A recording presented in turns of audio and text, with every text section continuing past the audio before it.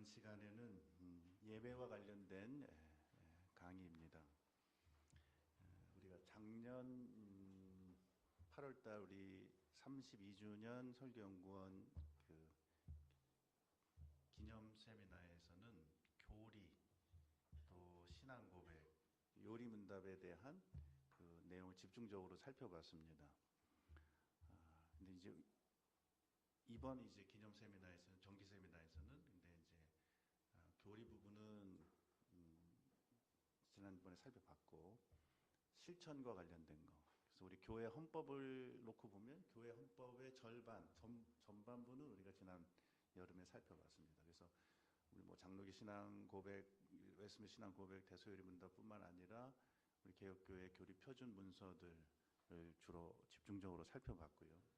그것이 우리 교회의 헌법의 굉장히 중요한 한 부분입니다. 그리고 본질적인 부분이고,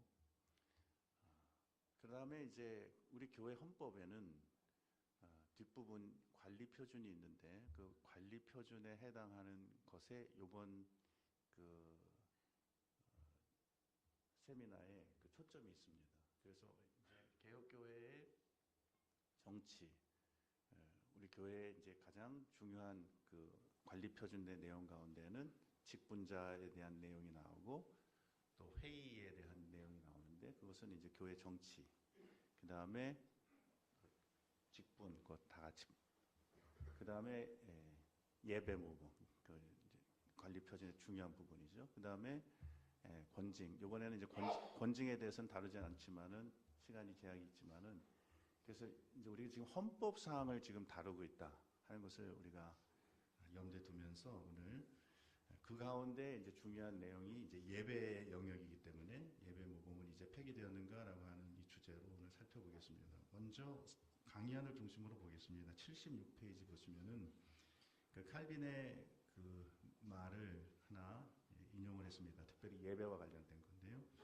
자, 읽고 시작하겠습니다. 참된 예배와 거짓되고 부패한 예배를 구별해내는 시금석은 하나님의 검, 곧 말씀이라는 사실을 생각해 볼 때 우리는 오늘날 일반적으로 행해지고 있는 예배의 전반적인 행태가 한마디로 부패했다는 결론밖에는 내릴 수 없습니다. 그래서 예배 개혁이 시급합니다 하는 이제 내용입니다.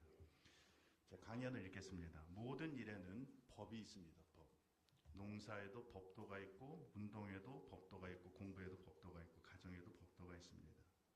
무엇이든 법도에서 떠나게 되면 흥황할 수 없고 무엇이든 반드시 변질되고 쇠퇴하게 되어 있습니다. 국가에도 법이 있습니다. 국가의 법에는 여러 종류가 있지만 그 중에서도 가장 중요한 부분 헌법입니다. 헌법은 한 국가가 가장 중요하게 여기는 가치를 천명하고 그 가치를 보호하기 위한 기본적인 법이자 국가의 최고법입니다. 헌법은 국가의 모든 나머지 기본적 질서를 규정하고 다른 모든 법률과 제도의 근본이 됩니다. 그래서 그 어떤 법률이나 명령, 심지어 조례들조차도 헌법 정신 내지는 헌법 자체를 위반할 수 없습니다. 그러면 위헌입니다. 위헌. 그런데 만일 어떤 국가 안에서 헌법적 가치에 반하는 어떤 행위들이 준동하고 그것이 방치된다면 그 국가는 곧바로 국가 정체성이 흔들리게 되고 국기가 문란하게 될 것입니다. 다시 말하면 한 국가의 헌법적 가치가 훼손되면 가치가 훼손됐는데 그건 굉장히 무형적 가치처럼 보이지 않습니까? 헌법적 가치가 훼손되면 국가의 정체성이 흔들리게 되고 국가의 정체성이 흔들리면 국가 자체가 흔들리게 됩니다. 헌법은 그러나 국가에만 있는 것은 아닙니다. 교회에도 있습니다. 여러분들 다 우리 교단에 헌법이 있습니다. 따라서 교회에도 똑같은 원리가 적용될 수 있습니다. 만일 어떤 교회 안에서 교회의 헌법적 가치에 반하는 어떤 행위들이 준동하고 그것이 방치된다면 그 교회는 또는 교단은 곧바로 그 정체성이 흔들리고 교회의 질서는 문란하게 될 것입니다. 즉 교회의 헌법적 가치가 훼손되면 교회의 정체성이 흔들리고 교회의 정체성이 흔들리면 교회 자체가 흔들립니다. 되게 추상적인 그 가치를 건드린 것 같은데 그러나 그게 흔들리면 교회 자체가 흔들리고 교회가 매우 약화가 되는 결과를 가시적인 결과를 가져오게 됩니다. 그렇다면 우리는 교회의 헌법을 잘 알고 있습니까? 또 한국 교회는 교회의 헌법을 존중하고 있습니까? 그리고 헌법을 존중할 뿐만 아니라 실제로 교회 현장에서 잘 준수하고 있습니까? 교회의 모든 일들이 교회법의 이 헌법의 가치와 정신에 따라 시행되고 있습니까? 교회법 위반이 매우 심각한 잘못이라는 인식을 가지고 있습니까? 우리가 지난 이제 강의 시간에도 왜 우리 장로교회임에서도 우리는 장로교회 원리가 작동되지 않느냐 그런 이야기 말씀 나눴고 또 우리 중간에 쉬는 시간에도 우리 교수님들하고 같이 말씀을 나눴습니다. 왜 이게 작동이 안 되느냐, 왜 작동이 안 되느냐. 이게 법을 일단 잘 모르고 이 헌법인데 잘 모르고 그 다음에 존중하지 않고 또 그것을 잘 지키지 않고 어겼을 때 아무런 제재가 가해지지 않는 권징이죠. 이 구조가 계속 끊임없이 이제 순환이 되다 보니까 오늘날 굉장히 중요한 가치들이거든요. 이 헌법에 담겨져 있는 가치, 직분 가치, 또 회의에 대한 운용에 대한 가치, 회의 가치, 그 다음에 예배에 대한 거, 권징에 대한 거, 어느 것 하나 중요하지 않은 것이 없는데 이것이 실제로는 목회 현장과 교회 현장에서 지켜지지 않고 준수되지 않을 때 그럼 교회는 그러면 잘 되나 더 잘 될까? 그런 거 준수하지 않는 이유는 아까 우리 교회 성장주의 얘기했었는데 이렇게 해서 뭐 공짜는 게 매니까 이렇게 하면 우리 교회 더 잘 될 수 있고 법은 너무 번거로운 것 아니냐 해서 정말 잘 됐느냐 아니면 교회는 전반적으로 위기를 맞이해야 했느냐라고 했을 때 교회는 점점 위기를 맞이했다. 오늘 황봉환 교수님께서 1000명이 나가는 성읍에서 100명밖에 못 나가고 100명 나간 성읍에서 10명밖에 못 나간다고 말씀하셨습니다. 10분의 1 토막이 가시적으로 났거든요. 교회가 교회의 본질에서 떠났을 때 우리는 지금 한국 교회는 한 1000명 나가는 성읍에서 이제 한 몇 명 나갑니까? 한 500명? 한 반토막 지금 거의 나기 직전입니다. 그래서 이 법에 대한 존중 그리고 총회의 역할 가운데 중요한 것은 교리에 대한 결정도 결정하지만은 관리 표준에 관련된 이 교회 질서와 관련된 예배에 대한 이슈, 직분에 대한 이슈 이것을 아주 사소한 부분이라도 그것을 바꾸려고 할 때 개정하거나 그것을 바꾸려고 할 때에는 굉장히 신중하게 접근하고 기도하고 그 다음에 그것을 일단 확정한 다음에 교회 총회적인 차원에서 확정한 다음에는 그것을 준수하는 일을 굉장히 중요한 문제로 생각하고 그것을 어기는 것은 굉장히 큰 일로 우리 한국 사회에서 헌법을 위헌이냐 아니냐 이 굉장히 큰 이슈들이 있지 않습니까? 여러 이슈들이 위헌 굉장히 엄중한 사태거든요. 그러니까 교회도 이 교회가 가지고 있는 헌법에 우리가 다 목사님들마다 하나씩 가지고 있는 그 교단 헌법에 있는 그 내용들을 존중하지 않고 준수하지 않을 때 부메랑이 돼서 결국은 교회는 약화되고 교회의 신뢰는 떨어지고 또 하나님께서 왜 우리가 그 장로의 제도를 가지고 교단의 헌법을 그렇게 제정했는가? 교회의 머리는 그리스도고 그리스도께서 교회를 다스리신다라고 했을 때 어떤 방식으로 교회를 다스리시느냐라고 하는 그 방식에 관련된 거거든요. 그래서 그리스도의 통치가 임하는 방식입니다. 그리고 하나님께서 우리에게 예배 받으시기에 합당한 방식을 예배 모범으로 또 그리스도께서 우리에게 원하시는 것을 직분자들을 통해서 교회에 복과 은혜를 베푸시고 천국 열쇠를 맡기셔서 어떤 질서로 이 교회가 다스려져야 되느냐라고 하는 것을 규정하는 것이 교회 정치, 직분론이고 또 회의론이고 이런 것인데 여기에 대한 너무 존중이 없고 함부로 바꾸고 너무 쉽게 바꾸고 한다는 것이. 제가 작년에 그 한 2달 동안 감사하게 교회에서 휴가를 주셔서 안식월로 스코틀랜드 이제 공부했던 모교에 가서 2달 동안 잘 또 쉬고 또 연구도 하고 마침 총회가 있어서 그 교단 총회에 이번에 이제 총회장으로 작년에 총회장으로 이제 그 임명되신 분이 저와 같이 공부했던 클래스메이트였어요. 그래서 너무 마침 갔는데 약속하고 간 것도 아닌데 그래서 그 총회 석상에서 이제 한 3박 4일 했는데 한 이틀 정도는 꼬박 참석해서 같이 총회에 참관을 했습니다.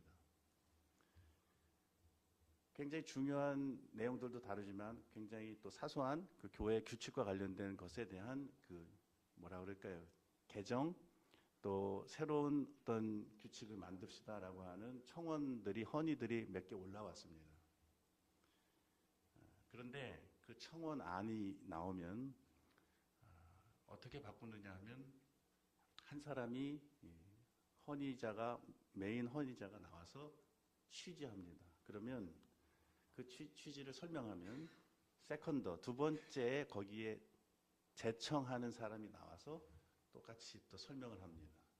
그러면 거기에 대한 반론이나 개의가 있는 사람이 있으면 또 한 사람 그리고 제청하는 사람이 있으면 개의가 성원이 되고 세컨더가 없으면 그 다음에 그거는 개의안은 사라지고 이 안만 가지고 다루는데 이 안을 다루기 전에 어떤 안이든 그 사람이 그것을 설명하기 전에 나와서 결의하기 전에 반드시 두 사람이 기도하게 합니다. 이 문제를 놓고 이 사람이 성경의 근거를 가지고 어떤 규칙을 정하자고 하고 개정하자고 하는데 이것이 맞는지. 그때 제가 봤던 그 개정안 가운데 하나가 뭐였냐면 교회 안에 교단 안에 위원회들이 많이 있습니다. 커미티들이 많이 있는데 이 커미티에 너무 이제 목사 장로 숫자가 적어지고 또 전문적인 그 식견을 필요로 하는 그런 위원회들이 좀 있기 때문에 거기에는 목사 장로 아닌 사람도 좀 교회 추천이나 노회 추천을 받아서 들어가면 어떻겠습니까? 하는 게 하나의 안이 나왔습니다. 합리적이잖아요. 그러나 거기에 대한 어떤 개의안을 이제 반론을 제시하는 사람이 그러면 거기는 어떤 사람이라고 그랬는데 다른 사람, 목사 장로 아닌 사람 그럼 거기에는 여자도 있을 수 있지 않느냐. 그럼 여자가 이제 이 총회 구조 안에 결정 구조 안에 들어오는 것은 이러이러한 이유로 불가하지 않겠습니까? 해서 이제 붙었습니다. 둘이. 그래서 이쪽에서 두 사람 기도하고 이제 했는데 두 사람 외에 나머지 사람 아무도 손든 사람이 없어서 그거는 폐기가 됐습니다. 그러니까 이제 굉장히 신중하게 기도하고 그다음에 거기에서 결정하지 못할 사항은 다음 회기나 위원회 논의를 거치도록. 우리는 이 법에 대한 존중 그리고 법을 총회적인 결의에서 제정된 법 우리가 받아들인 질서를 반드시 지켜야 된다. 그리고 지키지 않으면 권징이 따른다. 라고 하는 이 모델이 없기 때문에 지금 예배에 있어서도 상당히 무질서가 있지 않는가 그런 생각을 하게 됩니다. 77페이지 계속 읽겠습니다. 한국 교회는 지금까지 경험하지 못한 위기 상황에 놓여 있습니다. 한국 교회가 여전히 교회로서의 정체성 또는 장로교회로서의 정체성을 분명하게 유지하고 있다고 확신 있게 말할 수 있는 사람이 그리 많지 않습니다. 교회가 교회로서의 정체성을 잃어버리게 된 주된 원인은 무엇입니까? 교회가 영적인 힘을 잃고 약화되고 여러 면으로 쇠퇴하게 되는 주된 원인은 무엇입니까? 여러 가지로 진단할 수 있겠지만 교회가 교회의 본질에 충실하지 못하고 교회의 본분을 올바르게 수행하지 못할 때 교회는 교회의 본 모습을 잃어버리게 되고 교회의 정로에서 벗어나게 됩니다. 교회의 본질과 본분에 해당하는 주제들은 많이 있습니다. 그 중에 하나가 예배일 수는 있죠. 그럼 많이 있습니다. 칼빈은 교회 개혁의 필요성이라고 하는 유명한 이 논문을 썼는데 이 논문은 크게 종교 개혁이 왜 필요한지를 이야기하는 그 카를 5세 황제에게 항변하고 또 변호하는 그러한 내용인데 크게 네 영역을 얘기합니다. 그 중에 제일 첫 번째 영역이 예배 개혁은 이러이러해서 필요합니다고. 두 번째가 뭐냐면 구원론, 특히 이신청이 칭의 교리와 관련해서 지금 이제까지 그 카톨릭 교회가 성경에서 어긋난 그러한 구원론을 가르쳤기 때문에 이건 이러이러해서 꼭 이 칭의 교리와 함께 구원론은 개혁돼야 됩니다. 새로워져야 됩니다. 그 다음에 세 번째가 성례입니다. 성례는 또 여러 가지로 성경에서 가르치지 않는 그 외에 다른 성례들이 너무 많이 들어왔고 훼손됐기 때문에 이런 면에서 개혁돼야 됩니다. 그 다음에 권징 개혁돼야 됩니다. 이렇게 얘기했는데 칼빈이 재미있는 얘기를 합니다.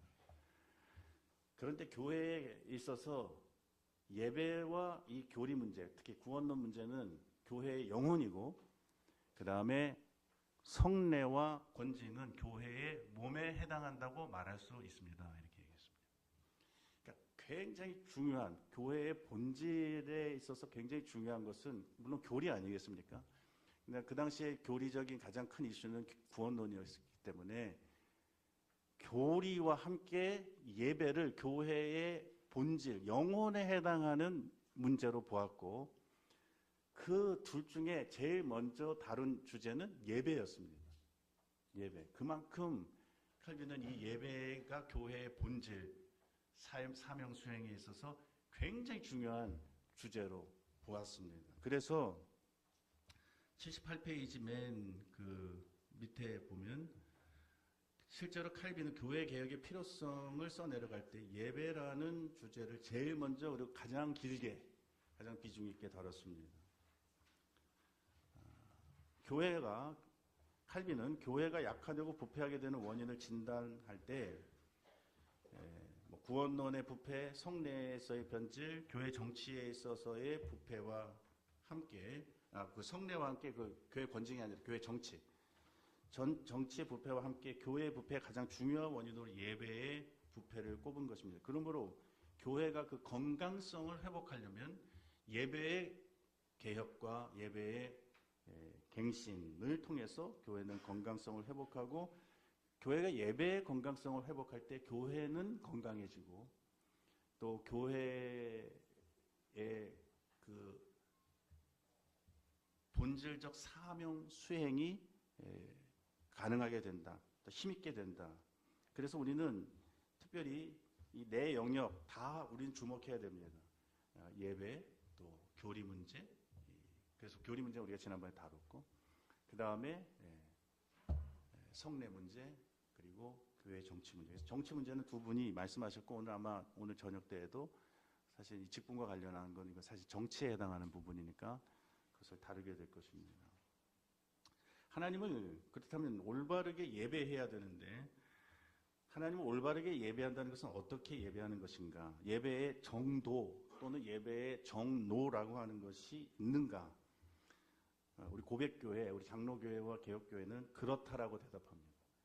예배에는 정도가 있다. 법도가 있다. 장로교회와 개혁교회 전통에 속해 있는 교회들은 모두 헌법을 가지고 있는데 그 헌법에는 예외 없이 올바른 예배란 무엇이냐 또는 성경적 예배에 대한 올바른 지침이 무엇이냐 하는 이 예배 모범이 다 들어가 있습니다. 장로교회에서는 그것을 예배 모범, Directory for Public Worship of God 이렇게 부릅니다. 그래서 이 교회 헌법과 질서에 있어서 중요한 한 부분인 이 예배 모범. 그래서 예전에는 교회단 헌법마다 순서가 예배 모범 나오는 순서가 좀 다릅니다. 합동 측은 교리 표준에서 예배 모범이 제일 먼저 나옵니까? 합동 측은? 세 번째인가 나오는 것 같고 권징이 맨 뒤에 나오는 것 같고 개정된 고신 헌법에 보니까 관리 표준에 예배 모범을 제일 먼저 넣더라고요. 고신은 하여튼 좀 다를 수 있습니다. 순서는 좀 다를 수 있지만 예배 모범이 각 개교에서 존중되지 못하고 준수되지 못할 때 교회의 헌법적 가치를 훼손하게 되는 것이고 그러면 교회의 정체성 자체가 흔들리고 교회 자체가 흔들리게 된다. 이게 우리가 좀 마음에 새기고 간과하지 말아야 되는 것입니다. 그러면 교회 예배 모범에 대해 논하기에 앞서서 교회 헌법의 전체적인 구조와 내용은 제가 이미 설명을 드렸습니다. 그래서 80페이지에 보면 제일 중요한 부분은 교리 표준. 80페이지, 그래서 그냥 한 페이지 간단하게 다뤘습니다. 교회 표준은 교회 헌법의 가장 중요한 부분이 말할 것도 없습니다. 교회는 무엇을 믿는지를 분명히 해야 합니다. 왜냐하면 사람이 무엇을 어떻게 믿느냐 하는 것은 그 정체를 결정짓기 때문입니다. 그리스도를 믿으면 그리스도인이고, 알라를 믿으면 무슬림이고, 부처를 믿으면 불교도이고, 신이 없다고 믿는 사람은 무신론자고, 똑같이 성경을 믿어도 가톨릭 신학을 따라서 하나님을 믿으면 가톨릭 교인이고, 장로교의 그 교리를 따라서 믿는 사람은 장로교인이고, 성공의 신학을 따르면, 그래서 무엇을 믿느냐 굉장히 중요해요. 우리 정체. 그래서 교리 표준 중요합니다. 이것을 심각하게 어기는 사람은 교회 헌법적 가치를 건드리는 사람이니까 이 사람은 반드시 다뤄져야죠. 비교적 한국은 교리 문제에 있어서 되게 민감합니다. 그래서 목사가 교리에 어긋난 어떤 설교나 주장을 하고 글을 쓰면 문제가 됩니다. 특히 신학 교수님들도 그렇고.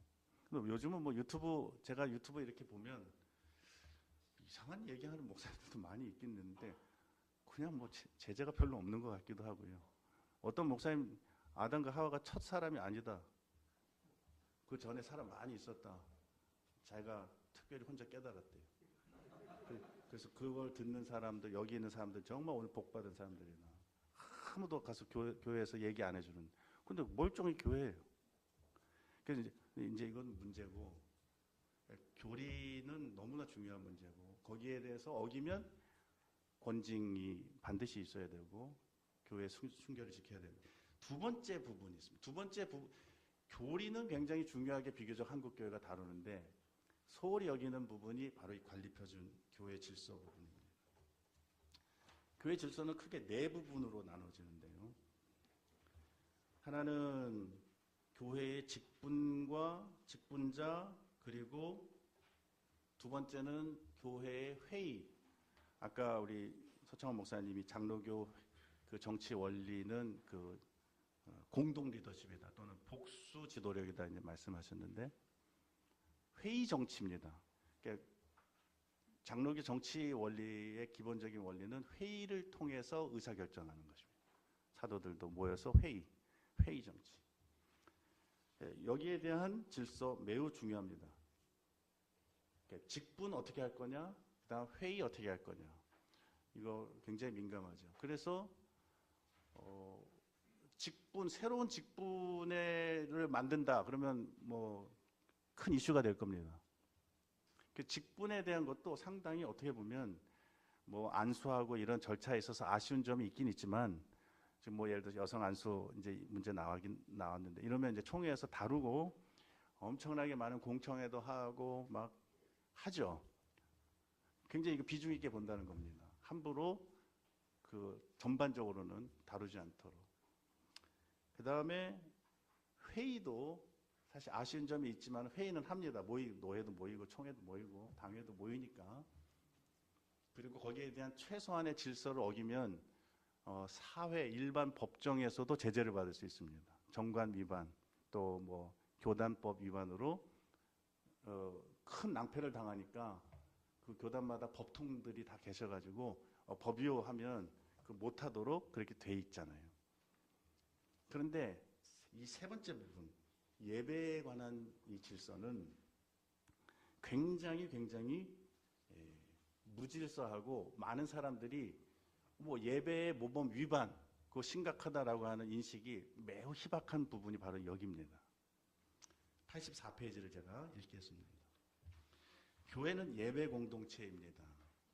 웨스트민스터 신앙고백에는 지상에는 언제나 하나님의 뜻을 따라 하나님을 예배하는 교회들이 있을 것이라고 고백함으로써 교회의 정체성을 예배하는 교회, 예배에서 찾았습니다. 웨스트민스터 신앙고백은 교회 순수성에 대해 이야기하면서 세 가지 요소를 언급하고 있는데 그 중에 두 가지는 특별히 예배와 직접적인 관련이 있습니다. 신앙고백 25장 4항, 보편적 교회의 지체들인 개개 교회들은 복음의 교리를 가르치고 받아들이느냐에 따라, 또 성례의 시행에 따라 그리고 공적 예배 수행에 따라 더 순수하게 되기도 하고 덜 순수하게 되기도 합니다.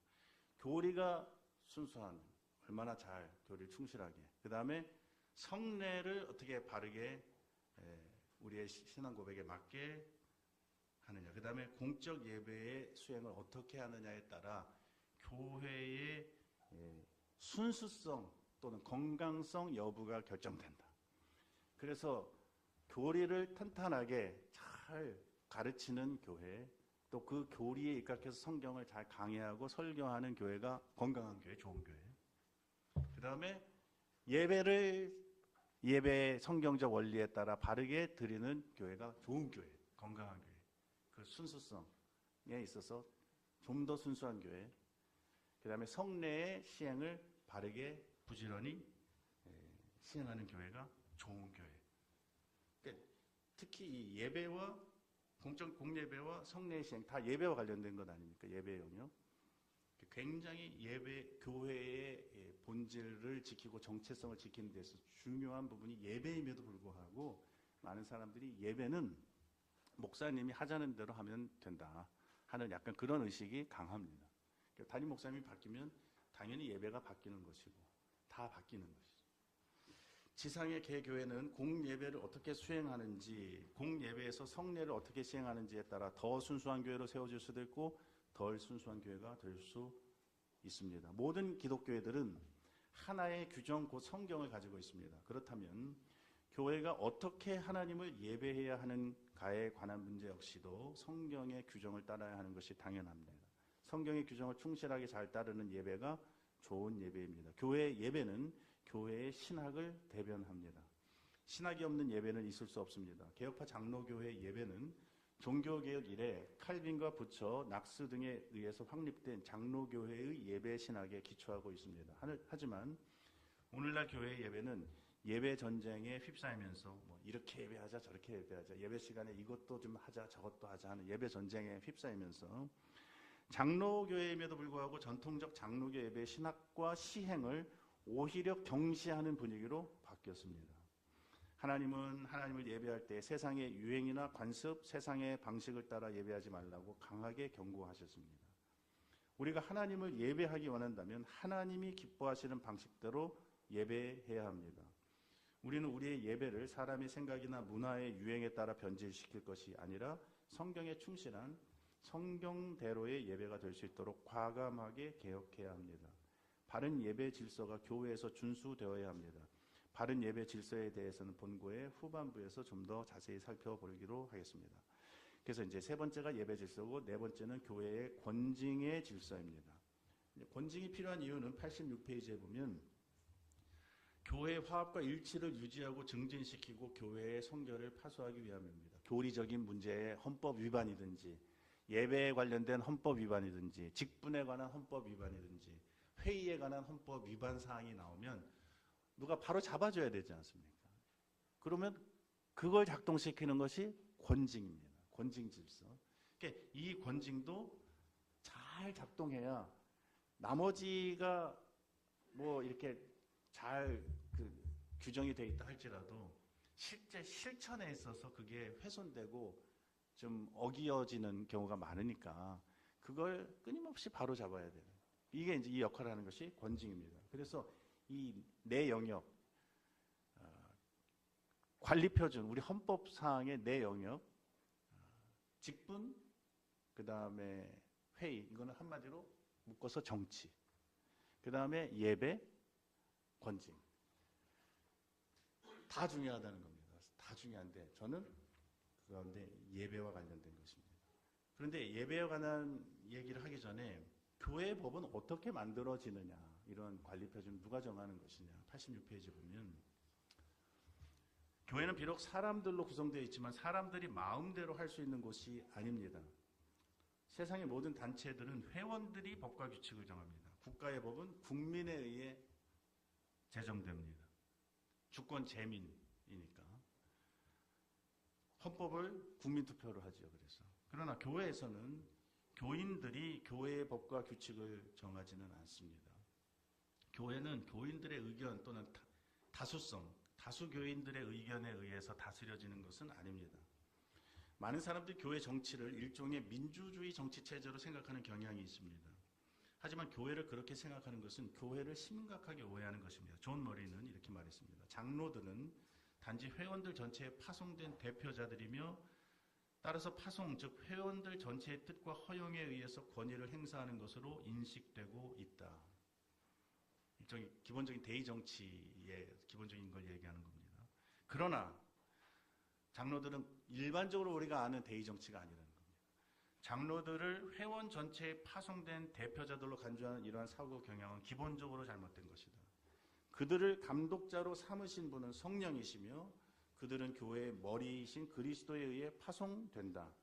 장로들에 의해 수행되는 치리 행위는 통치 행위, 그리스도로부터의 파송에 의한 것이며 장로들은 그리스도에게 책임을 진다는 것을 인정하는 것이 회원 전체와 장로들의 모든 교인들은 그래서 이 장로들은 우리의 뜻을 대변해주는 사람들이 아니라 우리를 향하신 교회의 머리 되신 그리스도의 뜻을 알고 이해하고 그 뜻을 우리 가운데 그리스도 대신 시행하고 그리스도의 통치를 대신 우리 개 교회에 행사하는 그러한 그리스도의 대사들이고 파송된 그리스도의 종들이다. 대의 정치와는 결이 많이 다른 것입니다. 교회의 회의에 의해서 선출하고 또 피택하지만은 그러나 기본적으로 대의 민주주의의 그 원리를 그대로 답습하지는 않는다는 것입니다. 그러므로 교회는 순수한 민주주의 체제가 아닙니다. 목사와 장로는 교인들의 뜻을 대변해서 교회 안에서 대의 민주주의를 실현하기 위해서 세워진 자들이 아니고 교회를 치리하는 이들은 교회를 다스리시는 그리스도의 종으로서 그리스도의 뜻을 대변하는 자들이고 그리스도의 뜻에 순종하여 교회를 다스리기 위해 세워진 자들입니다. 그러면 그리스도의 뜻은 어디에 나타났는가? 하나님의 말씀인 성경에만 하나님의 뜻이 계시되어 있습니다. 그러므로 교회의 법이라고 하는 것은 모든 교회의 헌법사항은 하나님의 말씀으로부터 나와야 되는데 그 말씀이 무엇을 우리에게 가르치느냐라고 하는 것을 분별해서 목사와 장로로 구성된 교회의 회의들이 특히 총회가 그 교회의 법을 이제 제정하는데 87페이지에 보면 그러므로 교회의 법은 하나님의 말씀이 가르치는 대로 교회에 적법한 선거를 통해 기도 가운데에서 그리고 선한 질서를 따라 선출된 교회의 직분자들로 구성된 교회의 공적 회의 곧 총회의 결의를 통하여서만 제정될 수 있습니다. 교회는 교회의 머리신 그리스도에 따라 다스려져야 합니다. 교회의 주인은 그리스도이시기 때문에 교회는 그리스도의 뜻과 그리스도의 법에 의해 다스려져야 하는 곳입니다. 교회의 주권은 그리스도에게 있습니다. 그러므로 교회의 법은 교인들이 정하는 것이 아니라 그리스도께서 정하시며 그리스도의 말씀에서 나옵니다. 벨직 신앙고백 제30조 우리는 이 참된 교회가 우리 주님이 그의 말씀에서 가르치신 영적인 질서에 따라 다스려져야 함을 믿습니다. 이것이 좋은 교회 정치입니다. 그러므로 교회 질서는 철저히 성경에 근거해야 하고 또 교회의 법과 질서를 제정하는 것은 좋은 일이지만 그 법과 질서는 언제나 성경에서 벗어나지 않는 것이어야 하고 성경이 항상 기초해야 합니다. 모든 것에는 원칙과 질서가 있어야 합니다. 질서가 지켜지지 않으면 무엇이든지 무질서하게 되고 위험하게 됩니다. 특히 교회 안에서 행해지는 모든 것은 성경에 근거한 원칙과 질서를 따라 처리되어야 합니다. 오늘날 많은 교회들이 교리표준은 중요한 것으로 여기면서도 관리표준, 교회 질서에 대해서는 매우 소홀히 여기는 경향이 있습니다. 그러나 교회의 질서가 약화되고 무시되면 교회는 무질서해지고 교회가 무질서에 빠지면 교회가 아무리 바른 신앙 고백을 가지고 있다 하더라도 교회의 사명을 온전히 수행할 수 없게 됩니다. 그러면 약화되겠죠. 자, 그러면 이제 예배에 대해서 이제 조금 더 자세하게 살펴보도록 하겠습니다. 요 앞에 있는 히터가 좀 너무 더운데 좀 조금 더 꺼주시건 이게 켜져 있는 것 같지는 않은데요. 전체적으로 조금 더운 것 같습니다. 예. 여기 계신 분들 괜찮으십니까? 좀 덥습니까? 예, 조금 더워서 조금만. 88페이지 보시면요. 예배는 중요합니다. 예배의 중요성에 대해서는 제가 여기서 새삼스럽게 말씀을 드리지 않아도 될 것 같습니다. 우리의 정체는 예배자들입니다. 우리는 뭐니 해도 하나님 예배하는 예배자들이고 교회에 있어서의 가장 중요한 지상에서 해야 될 일은 첫째가 예배입니다. 그런데 우리 89페이지로 넘어가겠습니다. 우리말에서 예배라고 하는 단어, 헬라어, 히브리어 여러분들 이제 읽어보시면 되겠고, 이 예도 예자는 보일 시자와 풍요로울 예자가 결합되어 이루어진 말입니다. 이 보일 시자는 이 한자에서 신성한 대상에게 무언가를 드리면서 공경심을 나타내는 행위이고, 풍요로울 예자는 그 곡식이 가득 담긴 그릇을 형상화한 일종의 상형 문자로 신에게 감사를 표할 때 곡식이 가득 담긴 그런 그릇을 가지고 올려드리는 모습을 반영한 것입니다. 이 두 글자가 결합돼서 예자로 번역을 했는데, 다시 말하면 하나님을 높이고 공경하는 행위입니다. 배는 절한다는 것. 그래서 예배란 하나님께 마땅히 드려야 할 공경과 존경을 가지고 하나님께 엎드려 절하는 것이 예배입니다. 하나님께 마땅히 보여야 할 예를 갖추는 것, 이것이 예배입니다. 하나님께서 우리의 창조주이시고 우리 구원자이시기 때문에 하나님을 예배하는 것이 너무 당연하고, 또 하나님 우리에게 예배를 명령하셨습니다. 예배는 너무 중요합니다. 90페이지. 그럼 예배는 중요한데 어떻게 예배해야 하냐? 바른 태도로 바르게 예배해야 합니다. 단순히 형식의 문제만이 아니라 형식을 논하기에 앞서서 우리는 하나님을 향한 우리의 이 거룩한 공경심, 공경과 사랑을 표현하는 행위이기 때문에 마음으로만 예배한다는 것도 문제고, 마음으로만 공경한다고 하면서 실제로 하나님 앞에 나와 예배하지 않는 것도 문제고, 또 마음은 없이 형식적으로 나와서 예배하는 형식적인 예배도 문제입니다. 하나님께 대한 최고의 예를 갖추는 것이 예배인데, 90페이지 중간에 우리가 진정으로 삼위일체 하나님을 믿는다면 우리는 반드시 하나님을 예배해야 합니다. 왜냐하면 우리가 하나님을 믿는다고 하는 것은 하나님을 우리의 창조주로 믿는다는 것이고, 우리가 하나님의 창조로 인해 존재하게 되었다면 그를 공경하고 존경하고 사랑하고 높이는 것이 당연합니다. 또 우리는 하나님을 우리의 구원자로 믿기 때문에 더욱 하나님을 예배해야 합니다. 창조뿐만 아니라 우리는 구원의 은혜를 받은 사람이기 때문에 하나님을 높이는 것이 마땅하고 감사하는 것이 마땅하고, 우리의 사랑과 존경, 경외와 감사를 표현하는 것이 마땅하고, 그것이 곧 예배입니다. 91페이지로 넘어가겠습니다. 하나님을 믿는다고 하면서도 하나님 앞에 예배하지 않는다면, 예를 갖추지 않는다면 그것은 하나님을 공경하지 않는 것입니다. 중간 단락에 하나님께서 하나님의 백성에게 가장 먼저 그리고 가장 중요하게 요구하시는 것이 예배입니다. 그런데 예배는 하나님에 대한 바른 태도, 그걸 하나님이 제일 먼저 중요하게 찾으십니다. 형식이 아니라 공경하는 마음. 나는 제사를 원하지 않고 인애를 원한다. 호세아 6장 6절. 하나님께서 하나님에 대한 사랑과 존경심, 공경과 감사를 제사의 본질과 핵심으로 보셨다는 것입니다. 이게 예배의 본질입니다. 결국은 하나님을 알고, 하나님이 나의 사랑과 감사의 대상이시다라고 하는 것을 깊이 인식하고, 그러려면 교리가 중요하죠. 하나님이 누구신지, 나의 구원이 무엇인지에 대한 것 중요하죠. 알고 그 감사의 마음을 가지고 예배하는 것. 그러나 단순히 내적인 존경과 공경, 감사와 사랑만을 가지고 있으면 우리의 예배는 완성되는 것인가? 91페이지. 올바른 방식으로 예배해야 한다. 내적 태도도 좋아야 되지만은 그 방식, 예배 방식도 매우 중요하게 보십니다. 이것이 이제 남은 강의의 이제 주 관심사항입니다. 좋은 예배는 어떤 예배인가? 우리는 하나님을 예배할 때 좋은 예배를 드리기를 원합니다. 바른 예배. 우리 하나님을 예배할 때 단순히 내적인 존경과 공경, 감사와 사랑만을 가지고 예배하는 것이 아니라 하나님께서 정하신 법도를 따라 올바른 방식으로 예배해야 합니다.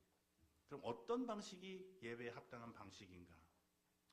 우리가 잘 아는 것처럼 예배의 이 방식을 규정하는 데 있어서는 지침에서 두 가지 큰 원리가 있습니다. 우리 첫째는 규범적 원리가 있습니다. 예배의 규범적 원리. 로마 가톨릭 교회, 성공회, 루터 교회는 이 입장을 취하고 또 대부분의 많은 또 오늘날 현대 교회들이 실제적으로는 이 예배의 규범적 원리를 취합니다. 또는 허용적 원리라고도 말했습니다. 이것은 어떤 예배의 요소나 행위가 성경에서 명시적으로 금지되고 있지 않다면 예배 시간에 우리는 다 할 수 있다. 조금 넓은 것이죠. 예를 들면 성경에서 드라마의 사용을 명확하게 금지하지 않았으니 얼마든지 예배에 도입하여 공예배 시간에 하나님을 찬양할 때 댄스를 하거나 영화의 한 장면을 보여주고 설교의 보조수단으로 시청하거나 짧은 연극을 공연할 수 있다. 하나 예를 들었을 뿐이고 여러 가지.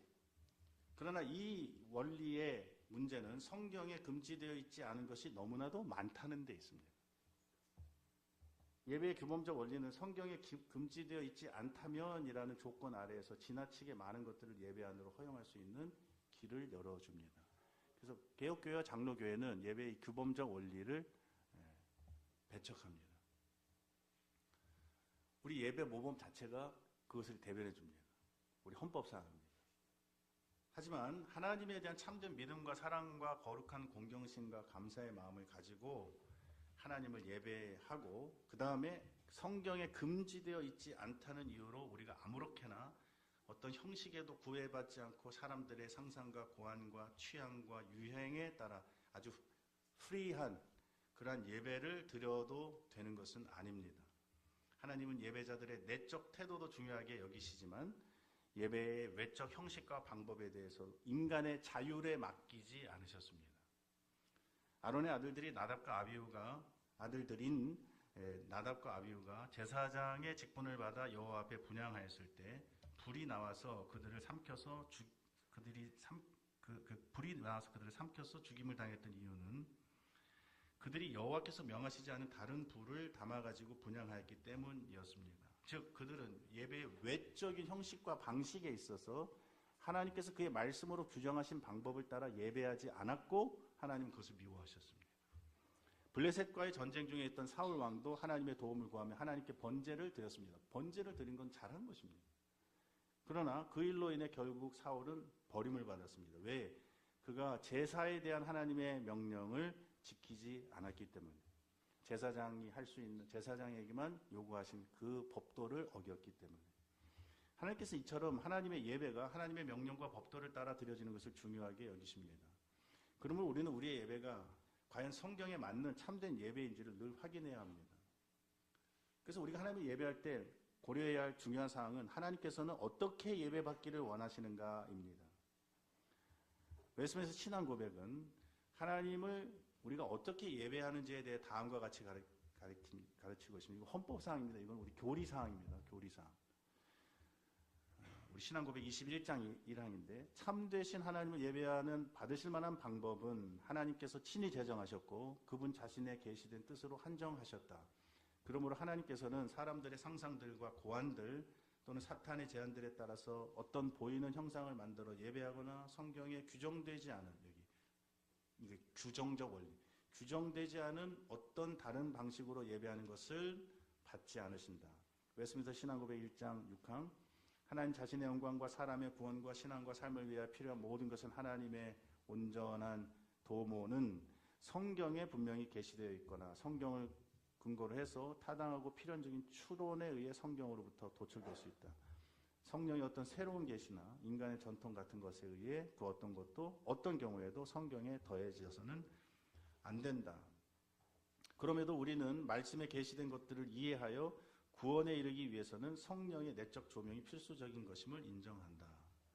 또 하나님을 여기 예배하는 것과 예배에 있습니다. 교회의 치리에 관하여는 인간에게 공통된 행사들이나 사회마다 사정들이 있을 수 있으므로 상황을 고려하되 언제나 순종해야 하는 말씀의 일반적인 규칙에 따라 자연의 빛과 그리스도인의 신중한 사리 분별에 의해 규정해야 한다. 성경만이 우리의 모든 삶의 영역에서 유일한 기준이 되고 최종적인 권위를 가지는데 예배는 더욱 그러합니다. 예배는 제일 중요한 일이거든요. 우리가 해야 되는 일 중에 제일 중요한 일이기 때문에 모든 일에 우리의 삶의 영역에 성경대로 해야 되는데 예배도 그렇고 아까 그 교회 정치도 그렇고 성경대로 하자는 건 아닙니까? 교회 정치, 장로의 체제 이게 성경적이니까 이대로 해야 된다 하는 것처럼 예배도 똑같습니다. 같은 원리입니다.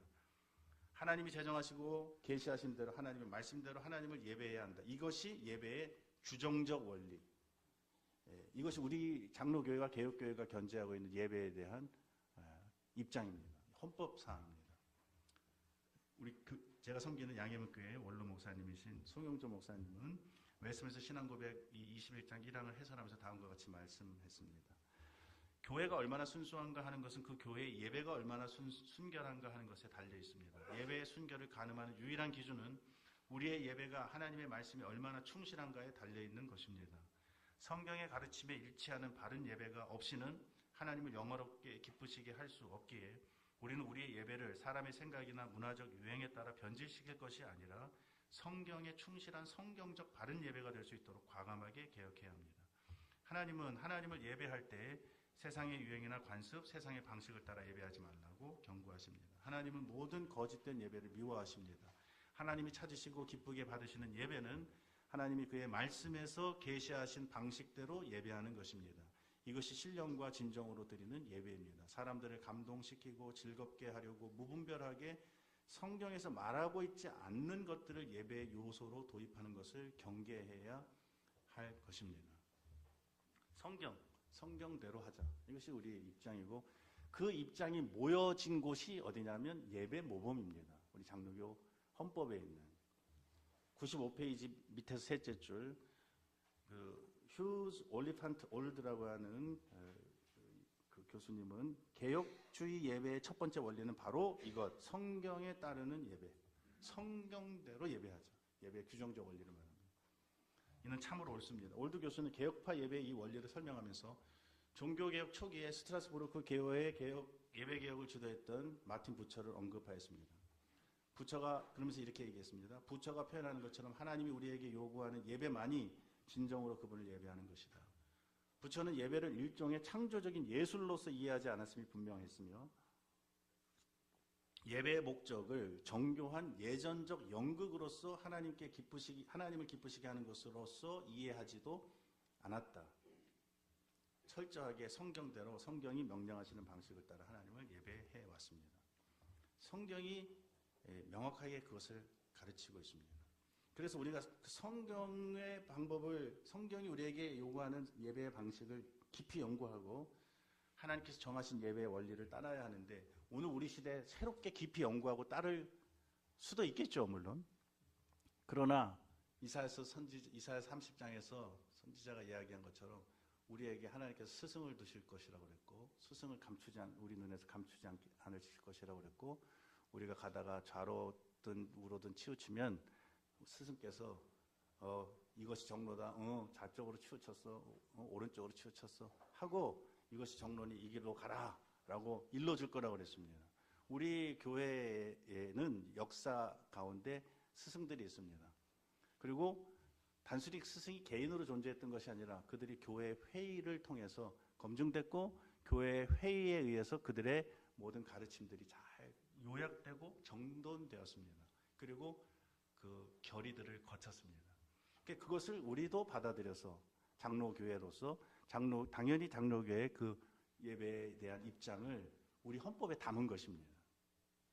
그러니까 우리는 예배 모범이 우리에게 가르치고 있는 그 가이드를 따라서 우리의 예배를 구성해 나가야 합니다. 97페이지. 그러나 오늘날 우리의 예배는 어떻습니까? 제가 약간 이 강의 제목을 도발적으로 잡았습니다. 오늘날 예배 모범은 폐기되었는가? 예배 모범이 멀쩡히 우리 헌법에 들어가 있음에도 불구하고 오늘날 우리의 예배 모범은 지켜지지 않고 실제적으로는 폐기된 것처럼 보여집니다. 아무도 존중하지 않습니다. 그러면 결국 그 부메랑은 누가 맞느냐? 교회가 맞게 됩니다. 교회는 약화됩니다. 많은 사람들이 개신교 예배를 좋아하지 않습니다. 한국 이 개신교 예배를 별로 좋아하지 않습니다. 뭐라 그러냐면 본인들이 그렇게 영적이지도 않으면서 경박하다고 얘기합니다. 예배답지 않다고 생각합니다. 그래서 뭔가 거룩성이 더 느껴진다고 생각하는 캐톨릭이나 불교로 그들은 가서 어떤 종교 행위를 합니다. 복음의 기회를 많이 잃어버리게 됩니다. 오늘날 예배의 무질서 문제 97페이지 심각한 문제입니다. 한 10분밖에는 저한테는 안 남았는데요. 장로교회는 이미 성경과 교회와 역사의 검증을 받아 작성되고 제정된 웨스트민스터 신앙고백과 예배 모범을 가지고 있습니다. 그러나 이 예배 지침이 헌법에는 받아들여져 있지만 실제로 존중되지 않고 준수되지 않고 있다는 이것이 우리의 문제입니다. 예배 지침이 준수되지 않는 것은 결코 가벼운 일이 아닙니다. 이것은 헌법상 예배 규정적 원리를 우리가 받아들이지 않는다 하더라도 개인적으로 이건 헌법입니다. 우리의 취향의 문제가 아닙니다. 이 헌법을 받아들이지 않으면 사실은 그 교단에 계속 있을 수가 없어야 됩니다. 왜냐하면 교단의 정체성을 흐리는 반헌법적인 반헌법 세력, 반교회 세력이 되는 겁니다. 90세의 중간입니다. 한국교회는 교회 정치와 관련해서는 법과 질서를 매우 중시합니다.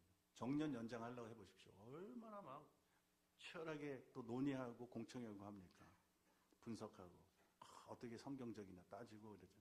예배는 여성 안수에 대해서는 저녁 때 얘기하시겠지만 예배 97페이지 맨 아래에 딸락 우리가 속해 있는 교단은 예배에 있어서 통일성과 일관성을 유지하고 있습니까? 같은 예배 모범을 가지고 있는 장로교회면서도 교회마다 예배도 다르고 찬송도 다른 현상을 우리는 어떻게 이해해야 합니까? 각자 예배의 형식과 요소가 서로 다른 것은 개교회나 담임 목사의 자율에 맡겨진 문제이기에 아무 문제가 없는 것입니다. 누가 그런 권한을 주었냐 이것입니다. 누가 개교회에 또는 담임 목사님의 자율에 그 예배를 맡겼느냐 이 말입니다. 과연 우리에게 교회 헌법의 중요한 한 부분인 예배 모범은 여전히 유효합니까? 98페이지 맨입니다. 예배 모범은 교회 안에서 존중되고 있으며 준수되고 있습니까? 예배 모범은 오늘날에도 필요합니까? 예배 모범은 이제 폐기된 것입니까? 예배 모범은 참으로 중요한 교회의 질서입니다. 우리는 언제나 이 교회의 질서가 교회의 헌법의 한 부분이라는 사실을 기억해야 합니다. 더군다나 예배 모범은 폐기되지 않았습니다. 아직 살아 있습니다. 존중되어야 합니다. 그러므로 장로교회라면 장로교회들이 따르고 있는 예배 모범에 근거한 보편성을 가진 예배를 유지해야 합니다. 98페이지 그래서 한국교회 예배에 있어서 개혁이 필요한 부분 많이 있겠지만 5가지만 제가 제목만 들고 마치도록 하겠습니다. 먼저 예배의 날인 주일 성수의 개혁이 필요합니다. 주일 성수도 예배와 관련된 규정인 웨스트민스터 신앙고백 21장의 엄연히 2개의 항을 차지하고 있는 굉장히 중요한 항목입니다. 한국교회는 주일을 거룩한 그리스도인의 안식일로 거룩하게 지키는 자리로 돌아가야 합니다. 주일이 무너지면 왜? 예배 자체가 성립이 안 되기 때문에 예배가 무너집니다. 소일이 문답 58문은 일회 중 하루를 종일토록 하나님께 거룩한 안식일로 지키라고 가르칩니다. 우리의 안식일은 하루입니다. 하루 온종일 24시간이 안식일입니다. 이날 하루 종일을 예배의 날로 잘 사용해야 합니다. 두 번째, 주일 예배의 순서와 요소에 있어서도 예배 모범을 근거로, 지침을 근거로 해서 통일성을 회복해야 합니다. 예배는 결코 개교회의 목사의 영역에 속한 것이 아닙니다. 예배 모범은 한 개인의 뜻에 달린 문제가 아니라 전적으로 성경에 기반한 것이어야 하며 성경과 교회와 역사의 검증을 받은 것이어야 합니다. 누가 한 개인에게 예배의 형식과 요소를 사사롭게 결정할 수 있는 권한과 자유를 주었습니까? 아론의 두 아들 나답과 아비후는 합법적으로 제사장으로 임명되었지만 하나님이 명하지 않은 이상한 불을 가지고 분향하다가 죽임을 당했습니다. 아무리 제사장이라도 제사법을 개정하거나 제정하거나 개정할 수 있는 자유 재량과 권한 가지고 있지 않습니다.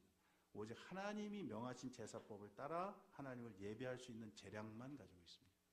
세 번째, 우리 예배 개혁에 있어서 중요한 한 주제는 찬송의 개혁입니다.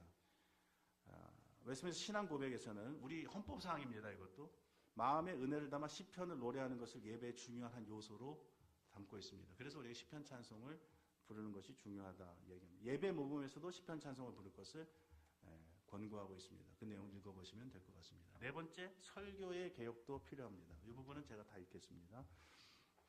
설교는 예배 중 가장 많은 시간, 많은 부분을 차지하는 중요한 순서입니다. 제2스위스 신앙고백에서 1장이 선언하고 있는 것처럼 하나님의 말씀에 대한 설교는 하나님의 말씀입니다.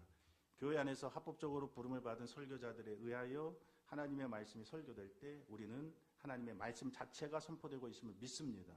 웨스트민스터 예배 모범도 하나님의 말씀을 설교하는 일은 구원에 이르게 하는 하나님의 능력이자 복음의 사역에 속한 가장 위대하고 훌륭한 사역 중 하나라고 하였습니다. 사도 바울은 데살로니가 교회 성도들이 자신의 설교와 가르침을 사람의 말로 받지 않고 하나님의 말씀으로 받은 것에 대하여 감사하며 그들을 칭찬하였습니다. 모든 설교자들은 회중들이 자신의 설교를 하나님의 말씀으로 받아들이기를 원합니다. 모든 목사님들이 다 그렇게 원하죠. 이건 내 말이 아니라 하나님의 말씀으로 받으시기를 바랍니다. 그렇다면 모든 설교자들은 자신의 모든 설교가 하나님의 말씀의 대언이 되게 해야 합니다. 사람의 말을 하고 하나님의 말씀으로 받기를 기대하지 말아야 합니다.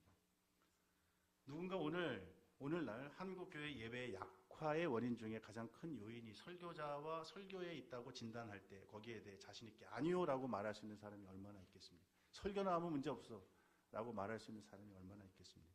우리는 보다 그리스도의 대사다운 신실한 설교자가 되기를 갈망해야 하고 또한 우리의 설교가 그리스도께서 그의 신부된 교회를 향하여 꼭 말씀하기를 원하시는 바로 그런 설교가 되기를 기도하며 설교해야 합니다. 마지막 다섯째, 무엇보다 예배자 자신의 개혁이 필요합니다. 하나님을 진정으로 바르게 예배하려면 무엇보다 하나님을 바르게 알아야 합니다. 하나님 바르게 알고 하나님 행하신 일들을 바르게 알 때에야 우리는 비로소 하나님께 대한 바른 태도를 가지고 하나님을 바르게 믿고 경외하고 사랑하고 예배할 수 있습니다. 하나님에 대한 지식, 바른 지식, 우리 구원을 이해하는 바른 지식이 없이 결국 교리 없이 예배할 때 우리 예배는 굉장히 형식적인 피상적인 예배가 됩니다. 101페이지 마지막으로 예배자 한 사람, 넷째 줄입니다. 예배자 한 사람 한 사람의 경건이 회복되고 개인이 먼저 바른 예배자로 하나님 앞에 설 때 우리의 예배는 갱신될 것입니다. 우리 자신이 먼저 하나님 앞에서 하나님을 경외하는 경건한 예배자가 됩시다. 우리의 예배가 바르게 되기를 소원하며 말씀과 성령을 의지하여 바른 예배를 드리기에 힘씁시다. 우리가 그렇게 예배할 때 하나님께서는 우리의 예배를 연락하시며 예배를 통해서 하나님의 영광을 나타내시고 예배자들과 교회들을 복주실 것입니다. 예, 마쳤습니다. 2분 전에 마쳤습니다. 예. 질문을 받으러 가겠습니다. 네, 성모 목사님 먼저. 아니요, 먼저 하시고 이거 뭐 대대해 주실 필요도 없이 원하는 사람 먼저 손을 드시고. 귀한 강의 너무나 감사합니다. 근데 이제 규정적 그 원리를 따라서 꼭 말씀을 해주셨는데, 근데 로이드 존슨 목사님이 자기가 병가를 내 가지고 그 교회를 설교하다 병이 나서 여러 교회를 다니면서 예배를 드리고 나중에 와서 하는 그 느낌 가운데 예배 속에서 하나님의 면전의식의 부재, 설교도 그렇고 성도들도 그렇고 하나님 앞에 내가 면전의식, 하나님의 임재의식 속에 있다는 이 의식이 너무 결여되어 있다. 그러면서 이제 거기에 대한 대안으로 성령님을 강조하면서 성령의 기름 부으심에 대해서 아주 강력하게, 그것이 없이는 예배의 영광과 거기서 하나님과의 진정한 교통, 경배하고 그런 것에 그 핵이 빠진 것이다. 이런 논리를 했거든요. 그러니까 지금 규정적인 원리와 그것을 이렇게 함께 이제 그것이 이제 앞에서도 말씀을 하셨지만 하나님을 내적 앞으로 태도로. 아는 것이 네네. 그게 이제 그거와 연관이 된다 이렇게 그 생각이 나네요. 네네. 그 질문이 아니라 이제 예, 그것에 예. 맞습니다. 규정적 원리라고 하는 형식만 우리가 얘기하는 것이 아니라 예배의 내적 태도, 거룩한 칼빈이 항상 말하는 거룩한 공경심입니다. 하나님을 아는 것, 이것이 그 사람의 가장 최고 선이라고 이야기했기 때문에 이것이 없으면 우리가 바른 예배자 자신이 안 되니까, 설교자든 뭐 회중이든. 그래서 그것이 가장 전제가 되어야 되겠고요. 그러나 그러면서도 이 형식 자체가 흐트러질 때 그 바른 본질을 담아내는 그릇이 다 깨져버리기 때문에 모두가 다 같이 상실된다 하는 것입니다. 지금은 너무 통일성이 없으니까 우리 그 교회 안에 예배에 대한 그런 것들을 우리가 여기 모인 분들뿐만 아니라 이제 우리 한국 장로교회 안에 이런 예배 모범에 대한 어떤 존중, 그리고 그 준수하고자 하는 그런 분위기가 좀 일어났으면 하는 그런 차원에서 이게 하나의 그 주의를 환기하는 그런 내용입니다. 사실은 뭐 시편 찬송에 대한 강조라든지 뭐 설교에 대한 강조라든지 예배 주일 성수에 대한 거, 이거 다 하나하나 굉장히 큰 주제들인데 이제 그것에 대한 그냥 문제 제기만 하고 큰 틀에서는 헌법을 준수하자는 거예요. 헌법을 대한 고백적 교회로서. 예, 뒤에 또 다른 질문 받겠습니다. 저쪽 잠깐 뒤에 저 뒤에 뒤에 계신 분. 또 질문했는데 네네. 자기 이름하고 질문해서 죄송합니다. 소속, 네네, 괜찮습니다. 이름과 소속을 멀리서 주세요. 도신에서 오셨으니까. 왔고요. 예. 밀양에서 사역을 하고 있습니다. 네, 이름은 네. 강입니다. 도신에도 교회 헌법에 보면 아까 목사님 말씀대로 관리 표준과 표준이 나눠져 있는데 그 관리 표준에서 예배 모범이 들어가 있고 중반에도 외집된 신앙법에서 예배 모범을 받아들이고 있는데 그 드리는 질문은 대부분의 교회가 그 예배 모범대로 예배를 네네. 제가 마이크를. 드리고 싶은 건 이제 다른 개혁은 목사님께서 말씀하셨는데 그 예배 개혁 안에서의 성찬의 개혁은 어떻게 해야 되는 건지 좀 궁금해서 네, 뭐 하여튼 칼빈이 그 교회 개혁의 필요성에 대한 책에서도 제일 먼저 얘기한 게 그 예배 개혁이고요. 예배 개혁은 너무 그 교회 개혁에 있어서 필요한 거고, 사실 종교 개혁은 교회 개혁이고, 교회 개혁 물론 교리 개혁이기도 신학의 개혁이기도 하지만 뭐 큰 틀에서는 교회 개혁이고, 교회 개혁의 핵심은 예배 개혁으로 봤습니다. 칼빈은. 근데 그 교회 개혁의 필요성에서 예배 개혁과 성례 개혁을 조금 구분해서 봤습니다. 그래서 성례는 그 매우 그 횟수라든지 그다음에 성찬론 자체에 대한 그 개혁파 진영 안에서도 이견들이 있었기 때문에 그것을 예배라고 하는 것 안에서 다 담아내지는 않았습니다. 그러나 예배에 대한 큰 원칙은 이제 이 성경대로 예배해야 된다라고 하는 것을 하고, 예배의 중요한 요소들, 그리고 예배와 함께 이루어지는 세례라든지 성찬에 관한 그 주제들은 조금 그 따로 구별해서 다뤘습니다. 그러니까 성찬의 개혁이 꼭 예배의 개혁이라고 하는 주제와 섞이면 오히려 더 복잡할 수 있고요. 또 성찬이라고 하는 것은 또 칼빈은 칼빈대로의 어떤 그 이상이 있었고, 또 횟수나 이런 것에 대해 이상이 있었지만은 실제로 실천하는 것에 있어서는 또 다 달랐거든요. 지역마다 다르고 그 교회 형편마다 달랐기 때문에 그것을 그 교단에서 어떤 규정으로 정해가지고 그 예배 개혁이라고 하는 큰 틀에서 그걸 같이 가지고 가기보다는 그거는 조금 별도로 같이 또 논의하고, 우리가 지금 성찬 안 하는 건 아니니까, 그러나 그 성찬의 그 형식이라든지 순서라든지 성찬 모범이라든지 이런 것들이 너무 또 천차만별 다르니까 거기에 대한 거는 이미 우리가 가지고 있는 성찬에 대한 기준이 있거든요. 우리 헌법에. 그러니까 그것을 기준으로 준용을 하면 크게 혼란은 없을 겁니다. 그러나 얼마나 좀 더 자주 시행할 것이냐, 횟수 문제라든지 이런 것들은 뭐 사실 목회자들이나 노회나 이런 데 그 따라서 조금씩 분위기가 다를 수는 있다고 생각합니다. 예, 또 다른 질문. 제가 네. 다른 질문? 네, 목사님 좀 네네, 있습니다.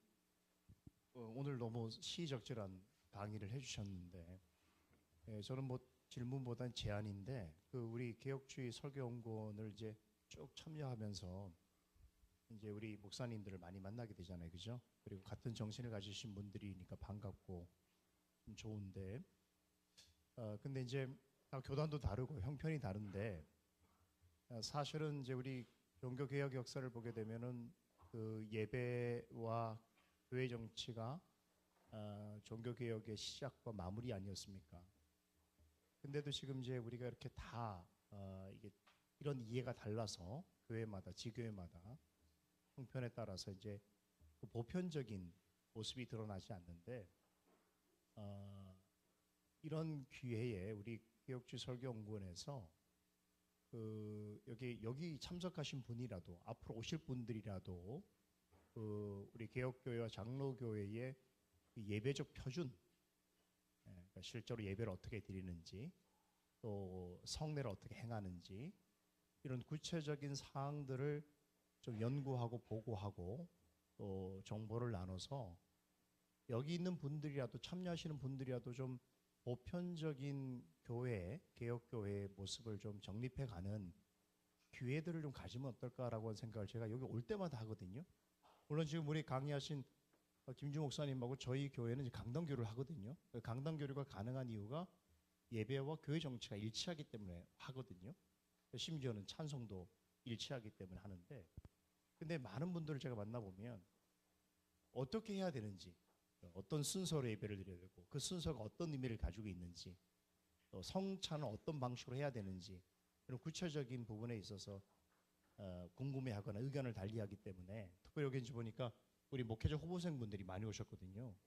그러니까 이런 분들을 생각해서라도 우리 개혁주의 설교연구원에서 이런 부분에 있어서 조금 좀 관심 있는 그런 뭐 강의든 아니면 그런 모임들을 좀 만들면 어떨까라고 하는 제안을 좀 하게 됩니다. 예, 뭐 짧게 제가 뭐 설교연구원을 대표하는 건 아니니까 저는 뭐 제 의견을 말씀드리면, 뭐 강의를 하고 연구하는 것은 우리가 얼마든지 이런 기회를 통해서 이제 계속 우리가 이제까지도 사실 해왔고 그것을 이야기해왔고, 또 우리 신행이사 목사님들 교회들이 그것을 좀 구현하려고 그 교회에서 그걸 애를 쓰지만, 한 가지 제가 늘 저도 느끼는 것 중에 하나는 뭐냐면, 그 우리가 교단이 아니기 때문에 여기에서 오게 되는 그 한계가 좀 많이 있습니다. 아까 우리 교회 개척에 대한 얘기를 하셨지만은, 교회 개척을 장로회 정치자재 우리 여기 있는 사람들이라도 한번 해보자 이렇게 하지만은, 우리가 같은 교회와 같은 노회에 속해 있지 않기 때문에 우리가 누구를 파송할 수 있는 권한이 있지 않고, 그분들은 또 교회 법상으로 속해 있는 노회들이 있고 또 그분들의 지도를 받아야 하는 것이 합당하고 하기 때문에, 우리가 뜻을 가지고 이것을 실현하는 데 있어서는 우리가 하나의 교회와 또 공동의 그 신앙 고백을 같이 하고 그런 그 교회 정치 체제나 찬송이나 이런 걸 일치하지 않은 채로 우리가 다양한 형편에서 우리가 모이기 때문에, 여기에서 할 수 있는 것과 또 그 다음에 더 나아가서 그럼 이거 구현해 보자라고 했을 때 그 구현의 단계에서는 상당히 한계가 있는 것은 사실이다. 이제 그거를 그 고충입니다. 그것이 사실은 그렇게 되면 참 좋은데 그 고충이 또 있다는, 목사님도 아마 잘 아실 겁니다. 그래서 아마 그런 소원을 말씀하신 것 같습니다. 예, 예, 네, 기도하고 지금 서목사 딱 2분은 남았습니다. 2분은 예 남았습니다. 예, 장목사님. 네.